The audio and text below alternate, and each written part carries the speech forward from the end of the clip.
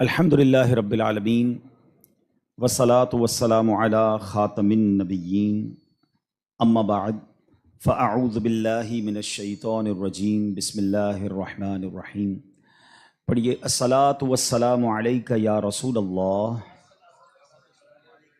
وعلی آلک واصحابک یا حبیب اللہ۔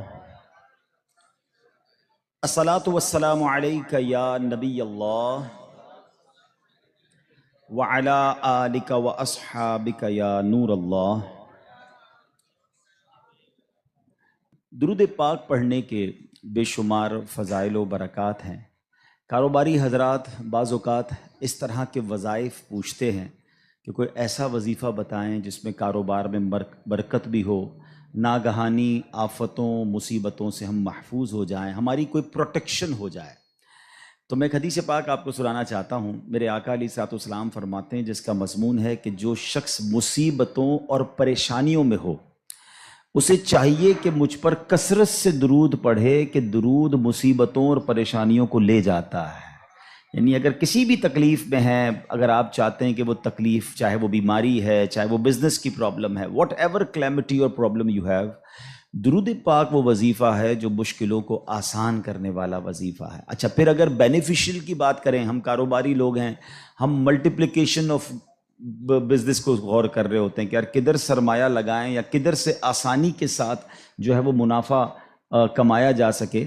تو نبی پاک علیہ الصلوۃ والسلام کی حدیث کا خلاصہ ہے کہ میرے آقا فرماتے ہیں جو ایک بار درود پاک پڑھتا ہے اللہ اس پر اپنی 10 رحمتیں نازل فرماتا ہے، جو 10 بار درود پاک پڑھے اس پر 100 رحمتیں نازل فرماتا ہے، اور فرمایا جو 100 بار درود پاک پڑھے اللہ کریم اس کی دونوں آنکھوں کے درمیان یہ لکھ دیتا ہے، یعنی لکھ دیا جاتا ہے کہ یہ بندہ نفاق اور جہنم کی آگ سے آزاد ہے، اور اسے قیامت کے دن شہیدوں کے ساتھ رکھا جائے گا۔ اب مجھے بتائیں، ہر درود پر ملٹیپلائی بائی 10 رحمتیں۔ اب میں اگر گھر سے نکلتا ہوں، فیکٹری پہ جا رہا ہوں، آفس پہ جا رہا ہوں، اور درود پاک پڑھ کے جا رہا ہوں اور پڑھتا ہوا جا رہا ہوں، تو پروٹیکشن کتنی خوبصورت ہے کہ مجھ پر ہر وقت رحمتیں برس رہی ہیں۔ اور اگر کم از کم 100 بار دن میں درود پاک پڑھ لے تو یہ انعام کیا کم ہے کہ جہنم کی آگ سے بچ جائیں اور قیامت کے دن شہیدوں کے ساتھ حشر ہو جائے۔ تو اللہ مجھے بھی آپ کو بھی فضول کاموں سے بچ کر کثرت سے درود پاک پڑھنے کی توفیق عطا فرمائے۔ آئیے محبت سے درود پاک پڑھ لیں۔ صلو علی الحبیب صلی اللہ تعالی علی محمد صلی اللہ علیہ وسلم۔ بخاری شریف کی حدیث سے میں آج اپنے اس ٹاپک کا آغاز کروں گا۔ جو ٹاپک میں نے چوز کیا ہے، جیسے آپ یہ واقعہ سن لیں گے تو پھر انشاءاللہ مزید ایلوبریٹ کرنا آسان ہو جائے گا۔ اور یہ واقعہ ہے حضرت معرور بن سوید رحمۃ اللہ تعالی علیہ۔ کہتے ہیں ایک مرتبہ مجھے صحابی رسول حضرت ابو ذر غفاری رحمۃ اللہ تعالی علیہ رضی اللہ تعالیٰ عنہ کی زیارت ہوئی، اور میں نے دیکھا کہ آپ کے ساتھ آپ کا ایک غلام ہے، مگر دونوں نے بڑا یونیک لباس پہنا ہے۔ یعنی لباس یہ تھا کہ 2 چادریں پہنتے تھے اس زمانے میں لوگ، جیسے ہم احرام پہنتے، نارملی یہ نارمل لباس بھی ہوتا تھا لوگوں کا۔ تو دیکھا کہ ایک نیچے کی چادر حضرت ابو ذر غفاری نے بڑی قیمتی پہنی ہے، اور جو اوپر چادر پہنی ہے وہ بڑے نارمل سے کپڑے کی پہنی ہے۔ مگر آپ کے ساتھ جو آپ کا غلام تھا ایگزیکٹلی اس نے بھی ایسا ہی لباس پہنا کہ ایک چادر بڑی قیمتی، ایک چادر بڑی نارمل۔ تو وہ کہتے ہیں میں نے کہا حضرت یہ آپ کیسا دونوں لباس پہن کے گھوم رہے ہیں؟ آپ آقا ہیں، آپ دونوں چادریں قیمتی پہن لیتے، غلام دونوں نارمل سی چادریں پہن لیتا۔ غلام اور آقا میں فرق بھی ہو جاتا اور پراپرلی ڈریسڈ اپ بھی ہو جاتے آپ۔ پیسے تو آپ نہیں لگائے نا، مطلب خریدا تو آپ نے۔ تو یہ کیسا طریقہ ہے کہ ایک چادر نارمل اور ایک چادر قیمتی؟ تو حضرت ابو ذر غفاری رضی اللہ تعالیٰ نے جو جواب دیا، that is actually my topic of today's speech۔ وہ کہتے ہیں کہ بات یہ ہے کہ جب میں نیا نیا اسلام لایا تھا، اب یہ جو واقعہ میں سنانے جا رہا ہوں نا، اگر اس کو پراپرلی سنے تو رونگٹے کھڑے کر دیتا ہے۔ وہ کہتے ہیں کہ میرے ساتھ معاملہ جو تھا وہ ایک غلام سے میری بحث ہو گئی، جو غلامی سے تو آزاد ہو گئے تھے، مگر وہ ایکچولی ہی belongs to the Ghulam family, کیونکہ وہ آزاد ہوئے تھے، حبشی تھے، افریقن تھے، اور وہ کوئی اور نہیں، وہ حضرت بلال حبشی تھے۔ وہ کہتے کہ میری کسی بات پہ بحث ہو گئی، میں بھی نیا نیا مسلمان ہوا تھا، ظاہر ہے صحابہ کرام بھی ایک پوری تربیت کے دور سے گزرے ہیں نا۔ تو کہتے بحث ہوئی تو میری زبان سے نکل گیا کہ اے کالی ماں کے بیٹے، میں نے حضرت بلال کو یہ کہہ دیا، حضرت بلال حبشی بہت دل برداشتہ ہوئے، نبی پاک علیہ السلام کی بارگاہ میں چلے گئے، کہتے یا رسول اللہ ابو ذر غفاری نے مجھے ایسا کہا ہے۔ اب نبی پاک علیہ السلام اس میں بہت زیادہ، جس کو کہتے ہیں نا کہ پیارے آقا کے چہرے کا رنگ متغیر ہوا، آپ نے فیل کیا اور آپ نے فرمایا یا ابا ذر انک امرؤ فیک جاہلیہ، اے ابو ذر تمہارے اندر اب بھی جاہلیت والا اثر باقی ہے۔ اب آگے نبی پاک نے جو فرمایا ذرا غور سے سنیے گا، یہ ہم سب کے لیے بڑے سنہرے الفاظ ہیں۔ فرمایا جو تمہارے خادم یا غلام ہیں یہ تمہارے بھائی ہیں، اللہ پاک نے انہیں تمہارے ماتحت کر دیا ہے، پس جو کوئی کسی بھائی کا ماتحت ہو اسے چاہیے جو خود کھاتا ہے وہ اپنے ماتحت کو کھلائے، جو خود پہنتا ہے وہی ماتحت کو پہنائے۔ اب وہ اس کے بعد ہوا کیا؟ حضرت ابو ذر دیکھیں، اس مسٹیک ہونا اور ہے، اور اس مسٹیک کی بھرپائی کرنا، اس کو ریئلائز کرنا، اس تربیت کو اپنے اندر امپلیمنٹ کرنا کیا تھا۔ حضرت ابو ذر غفاری نے یہ سنا تو حضرت بلال کے پاس جاتے ہیں، کہتے ہیں اے بلال مجھے معاف کر دو، اے بلال مجھ سے غلطی ہو گئی۔ نہیں جناب، اس پر صبر نہیں آیا آپ کو، آپ نے اپنے رخسار جو ہے اپنا گال زمین پہ رکھا، کہا بلال اس وقت تک مجھے چین نہیں آئے گا جب تم اپنا پیر میرے دوسرے گال پہ نہ رکھو۔ اللہ اکبر۔ حضرت بلال کہتے ہیں حضور میں نے معاف کر دیا، میں یہ کیسے کر سکتا ہوں، آپ اتنی بڑی ہستی ہیں کہ میں اپنا پیر آپ کے گال پر کیسے رکھوں۔ حضرت ابو ذر کو چین نہ آیا اور آپ نے حضرت بلال کے پیر کو اٹھا کر اپنے گال پر رکھا، یعنی معافی بھی مانگی تو تاریخ کی کیسی معافی مانگی۔ اور اس کے بعد کہتے ہیں بس اس کے بعد میں نے سوچ لیا کہ اپنے ہر غلام کے ساتھ، اپنے ہر ماتحت کے ساتھ میں نے یکساں سلوک کرنا ہے، جیسا میں نے لباس پہنا ہے ویسا میں نے اسے لباس پہنایا ہے۔ اب try to understand the difference between those times, اس وقت اور آج کے وقت میں فرق ذرا سمجھیے گا۔ اس زمانے میں غلام ہوتے تھے، غلام باقاعدہ خریدے جاتے تھے، جیسے آپ کی گاڑی ہے، جیسے آپ کی موٹر سائیکل، جیسے آپ کی اور چیزیں جس کے اونر آپ ہیں۔ اس زمانے میں غلام ایکچولی اونرشپ پر ملتے تھے، اب آپ اس کے آقا ہوتے تھے، مگر جو کسی کا آقا ہو اس کی تربیت ایسی کی جا رہی ہے تو مجھے بتائیے آج کا ملازم ہمارا غلام تو نہیں ہے نا؟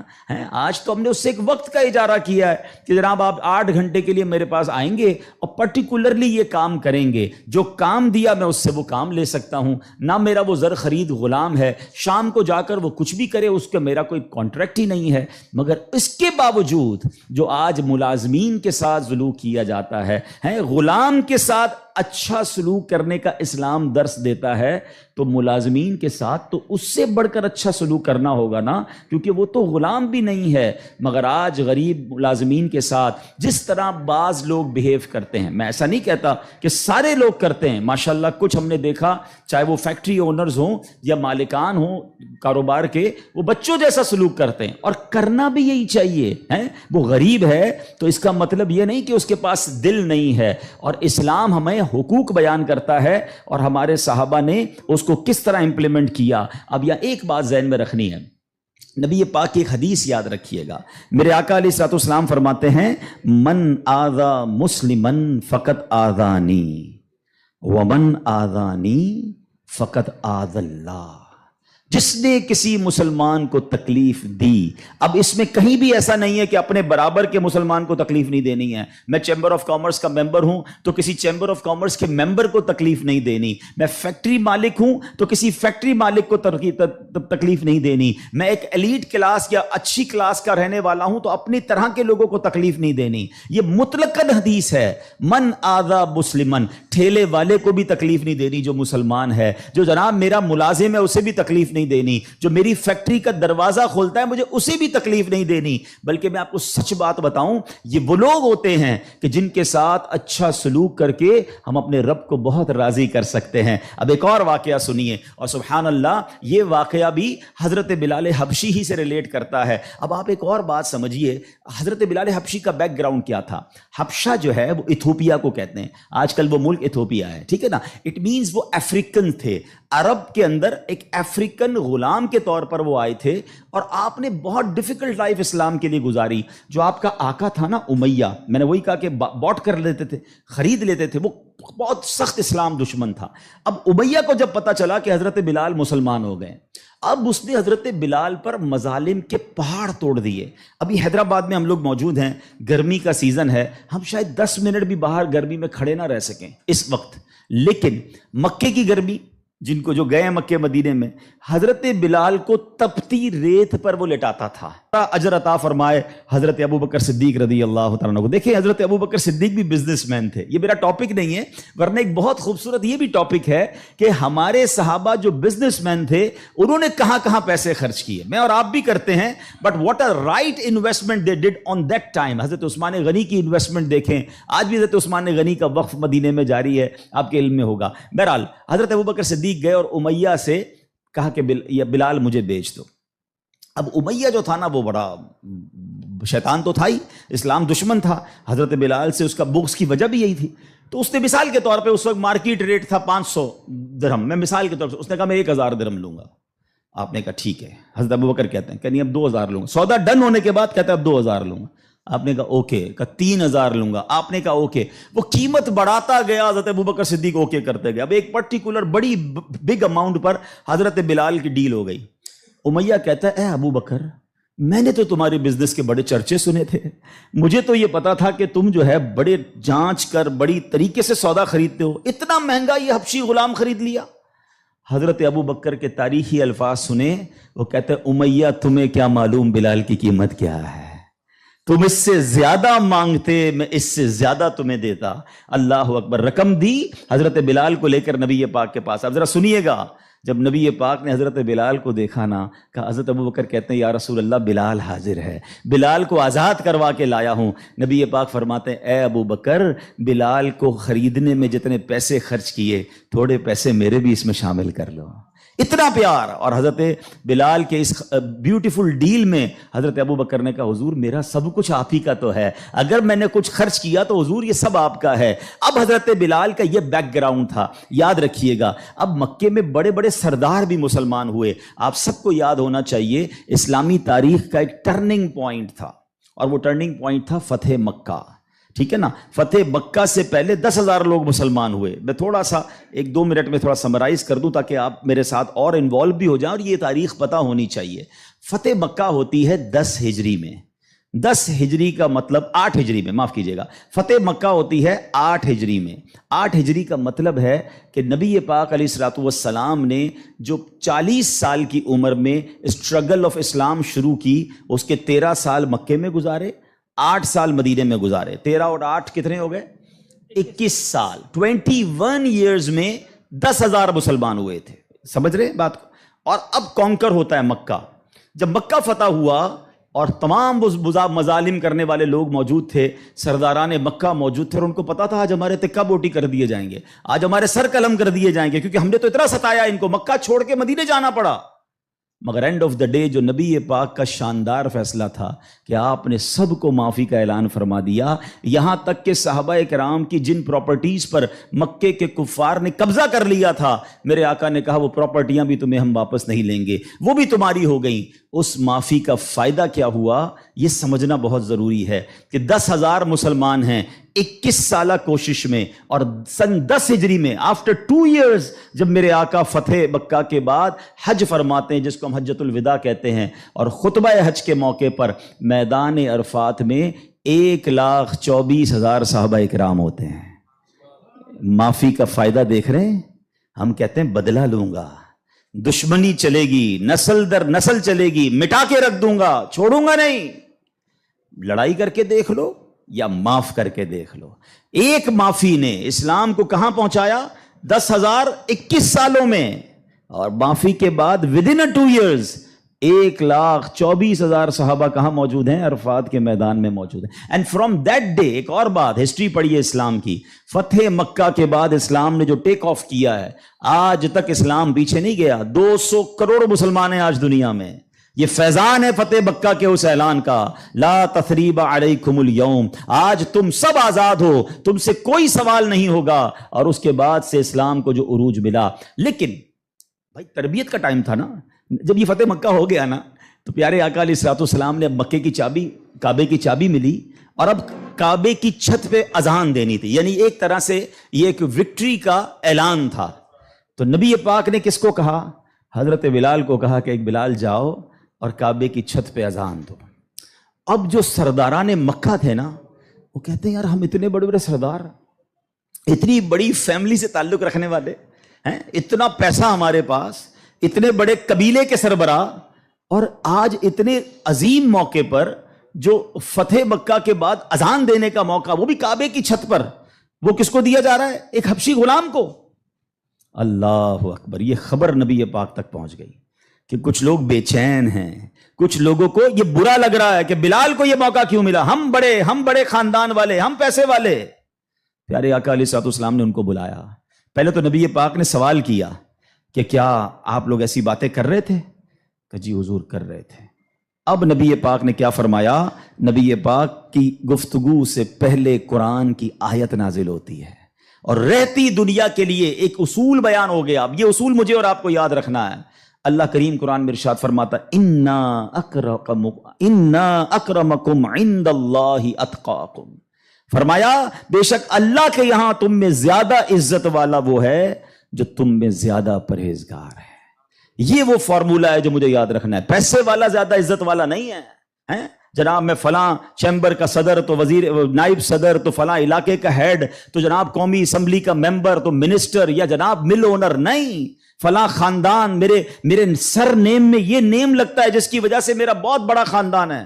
قرآن نے فیصلہ کر دیا ہے ان اکرمکم عند اللہ اتقاکم، اللہ کے نزدیک عزت والا وہ ہے جو زیادہ پرہیزگار ہے۔ وہ میرا ملازم بھی ہو سکتا ہے، وہ میرا خان سما بھی ہو سکتا ہے، وہ میرا غریب رشتہ دار بھی ہو سکتا ہے، وہ باہر ٹھیلا لگانے والا بھی ہو سکتا ہے، اگر وہ اللہ کی بارگاہ میں پرہیزگار ہے وہ سب سے زیادہ، ہم سب سے زیادہ عزت والا ہے۔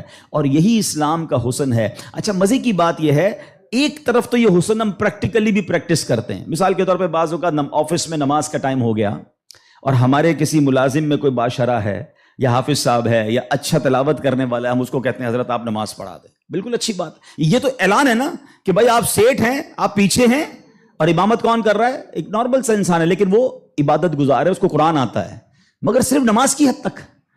امام صاحب نے نماز پڑھا دی، پھر جا کر اس سے وہی انداز اختیار کرنا ہے جو عام ملازمین سے کرنا ہے؟ نہیں، یہ فارمولہ ہمیں اسلام سکھا رہا ہے۔ تو یہاں میرا جو آج ٹاپک ہے کہ سیٹ اور ملازم میں فرق، یہ ہمیں نہیں کرنا ہے۔ ٹھیک ہے، کاروبار ہے، آپ اس سے کام لیں، آپ اس سے اجرت پر کام لے رہے ہیں، مگر آپ نے اسے خریدا نہیں ہے، اور اگر خرید بھی لیا ہے تو اس کے اوپر زیادتی کی اجازت نہیں ہے۔ مگر آج چونکہ غریب لوگ ہیں، بیچاروں کو جاب ملتی نہیں، تو جو منہ میں آیا کہہ دیتے ہیں، جس طرح ڈانٹنا ہے ڈانٹ دیتے ہیں، اور بعض اوقات تو گالیاں نکالتے ہیں۔ مجھے یاد ہے ایک صاحب مجھے ملے اور مجھے جو ہے وہ میں نے پوچھا، ایسے تھوڑا سا کلوز تھے کہ یار آپ کی سیلری کتنی ہے؟ اب یہ تھوڑی چند سالوں پرانی بات ہے۔ He is not that much professional, normal سا انسان تھا، منشی ٹائپ کے جیسے ہوتے ہیں نا۔ تو کہتے 80,000 تنخواہ ہے۔ میں نے کہا ماشاءاللہ تنخواہ تو اچھی ہے۔ تو کہتے ہیں 40,000 کام کے ہیں، 40,000 گالیوں کے ہیں۔ تو میں حیران ہو گیا، کہتا صبح سے شام گالیاں سنتا ہوں بھی بھائی، کیا کروں، غریب آدمی ہوں، پیسے اچھے ملتے ہیں اس لیے چھوڑ نہیں سکتا۔ اب میں نے سوچا کہ وہ جو مالک ہے، وہ جو سیٹ ہے، وہ قیامت کے دن کیا جواب دے گا؟ کیا پیسے دے کر گالی دینے کی تمہیں اجازت مل گئی ہے؟ کیا ذلیل کرنے کی اجازت مل گئی؟ ایسا نہ کریں پلیز۔ ہمارا اسلام ہمیں بہت خوبصورت مساوات کا درس دیتا ہے، اور غریب لوگ تو زیادہ ڈیزرو کرتے ہیں انہیں پیار کرنے کا۔ نبی پاک علیہ الصلوۃ والسلام کو، اب میرے آقا کا انداز دیکھیے گا، صحابہ بھی تو غریب تھے نا۔ اب صحابہ میں ایک بہت بڑی تعداد تھی جو اصحاب صفہ کے تھے۔ اصحاب صفہ آپ گئے ہوں گے مدینہ شریف، اللہ بار بار ہم سب کو حاضری عطا فرمائے۔ وہاں ایک بینچ، ایک چبوترا بنا ہوا ہے۔ یہ جو اصحاب صفہ تھے نا، یاد رکھیے گا، یہ اپروکسیمیٹلی 70 کے قریب ہوتے تھے، ان کی تعداد پلس مائنس ہوتی تھی۔ ان میں بہت بڑا نام حضرت ابو ہریرہ رضی اللہ تعالیٰ عنہ کا بھی ہے۔ یہ صحابہ اتنے غریب تھے کہ ان کے پاس گھر نہیں ہوتا تھا، ان کے پاس پہننے کے لیے پورے کپڑے بھی نہیں ہوتے تھے، ایک لباس، ایک چادر پہن کے بعض اوقات بیٹھے ہوتے، مگر شوق کیا تھا کہ علم دین سیکھنا ہے، نبی پاک علیہ الصلوۃ والسلام سے تربیت لینی ہے۔ تو کھانا بھی پیارے آقا انہیں بھجوا دیتے، اور نبی پاک ان کے ساتھ رہتے تھے۔ اب ذرا یاد رکھیے گا، صحابہ کرام کچھ تھے جو مزدوری کا کام کرتے تھے۔ ہمارے ساتھ بھی کبھی کبھی ہوتا ہے کہ یار کوئی محنت مزدوری والا آئے تو اس کے کپڑوں سے اسمیل آتی ہے، کپڑے پرانے ہوتے ہیں، بدبو آ رہی ہوتی ہے، ہم اس سے دور ہو جاتے ہیں۔ اب کیا ہوا کہ نبی پاک علیہ الصلوۃ والسلام کے پاس کچھ ایسے لوگ آ کر بیٹھنا شروع ہوئے جب پیارے آقا اللہ کا ذکر کر رہے ہوتے تھے کہ بال بکھرے ہوتے تھے، پہننے کے لیے ایک کپڑا ہوتا تھا اور ان کی اسمیل بھی آتی تھی، کپڑوں سے مہک بھی آتی تھی. تو نبی پاک علیہ الصلوۃ والسلام نے فرمایا الحمدللہ الذی جعل فی امتی من امری ان اصبر نفسی معہم، سب تعریف اللہ پاک کے لیے ہیں جس نے میری امت میں ایسے لوگ پیدا فرمائے جن کے ساتھ اپنی جان مانوس رکھنے کا مجھے حکم دیا گیا ہے. اور یہ حکم اللہ نے قرآن مجید فرقان حمید میں دیا، وَاصْبِرْ نَفْسَكَ مَعَ الَّذِينَ يَدْعُونَ رَبَّهُمْ بِالْغَدَاةِ وَالْعَشِيِّ يُرِيدُونَ وَجْهَهُ، اور اپنی جان کو ان لوگوں کے ساتھ مانوس رکھ جو صبح و شام اپنے رب کو پکارتے ہیں، اس کی رضا چاہتے ہیں، غریب ہیں مگر نیک ہیں، اللہ کی رضا چاہتے ہیں، ذکر الہی کرتے ہیں. آقا فرماتے نبی پاک ان مزدوروں کے ساتھ بیٹھ جایا کرتے تھے. اور آج بعض اوقات ہم اپنے ساتھ ایسے لوگوں کو بٹھانا پسند نہیں کرتے، بہت معذرت کے ساتھ. یہ تکبر کی نشانی ہے. تکبر کہتے ہی تو اسی کو ہے نا کہ اپنے سے کسی کو ذلیل سمجھنا.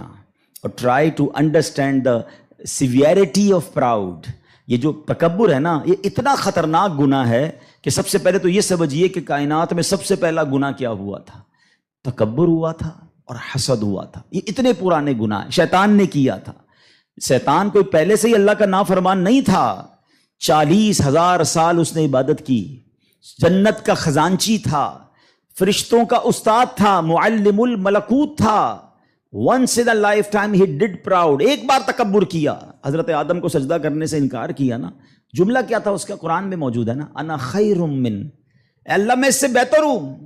خلقتنی من نار وخلقتہ من طین، تو نے مجھے آگ سے بنایا اور اس کو مٹی سے بنایا، میں تو اس سے بہتر ہوں. Actually this is the definition of تکبر. یہی تعریف ہے